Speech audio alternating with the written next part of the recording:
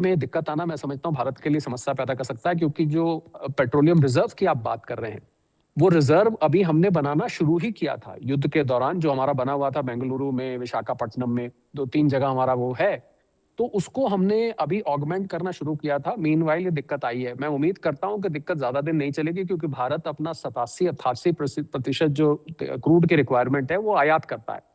और जब हालात नॉर्मल होने को थे तब ये दिक्कत आई है। थोड़ी सी चिंता की बात मुझे यहाँ नजर आ रही है।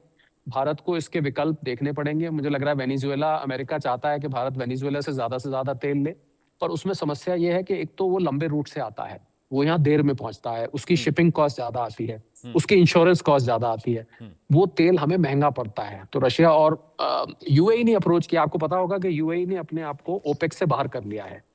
तो यूएई से भारत का, अभी जब प्रधानमंत्री जी मिले थे उनसे, तो यूएई और भारत का तेल का एक समझौता हुआ है। उसके अंतर्गत कुछ रिक्वायरमेंट हमारी यूएई से पूरी होगी, कुछ हमारी सऊदी अरेबिया से होगी, यही भरपाई हो सकती है। बाकी मैं हैरान नहीं होऊंगा अगर रशिया से बिल्कुल बंद हो जाती है।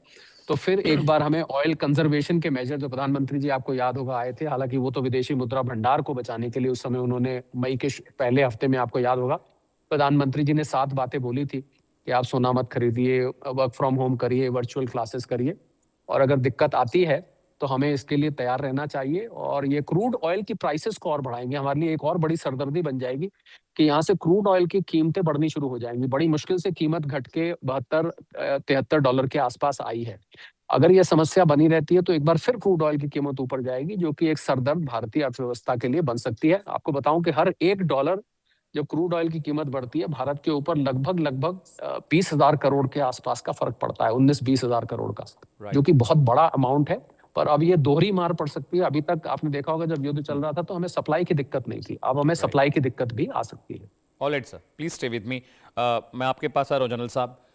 अभी यूक्रेन ने जो किया रशिया के साथ, उनके ज़्यादातर, मैं ग्राउंड रिपोर्ट सर देख रहा था, उनकी ज़्यादातर जो रिफाइनरीज हैं, जो प्रोसेसिंग यूनिट्स है, वो तबाह हो गई। उनके पास क्रूड बहुत है, लेकिन प्रोसेस करने के लिए उनके पास अब मीडियम नहीं बचा सर।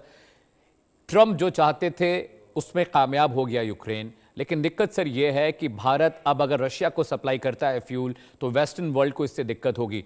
क्या भारत और जो सैंक्शन रशिया पर लगे हैं, भारत के सप्लाई करने से क्या वेस्टर्न वर्ल्ड नाराज हो सकता है?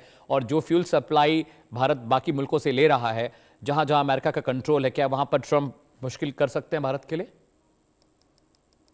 जय हिंद।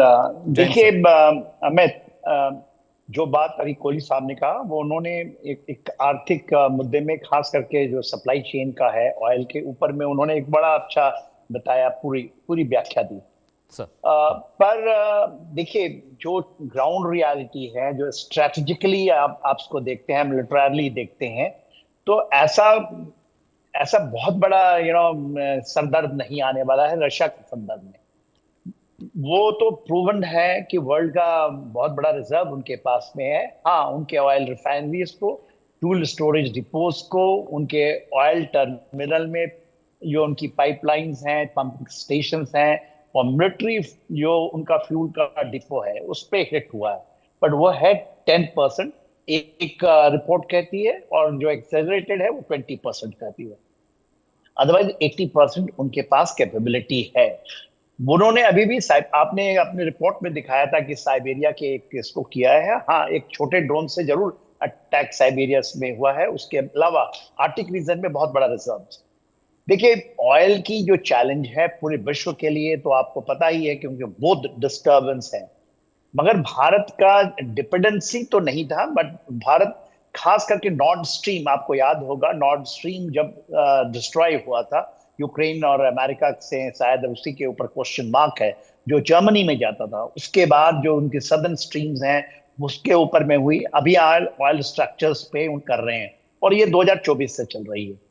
22 से ये लड़ाइयां हैं, 2024 में है। 10% एंड 20% का जो एक्सट्रीम्स है उस पे है।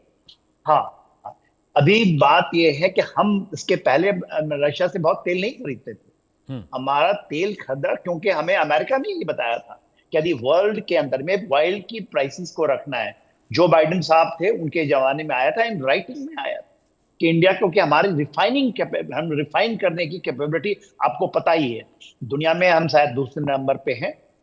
चाइना और इंडिया के पास में जो रिफाइनरी कैपेबिलिटी है, और हमने इसमें महारत है। इसलिए हम ऑयल प्रोड्यूस नहीं करके बट हम ऑयल का सप्लायर हो जाते हैं, जो रिफाइंड ऑयल, क्रूड की बात नहीं कर रहा हूँ, रिफाइंड ऑयल का, including Indian refined oil Ukraine में जाता है, क्योंकि यूक्रेन के जितने भी पाइपलाइंस हैं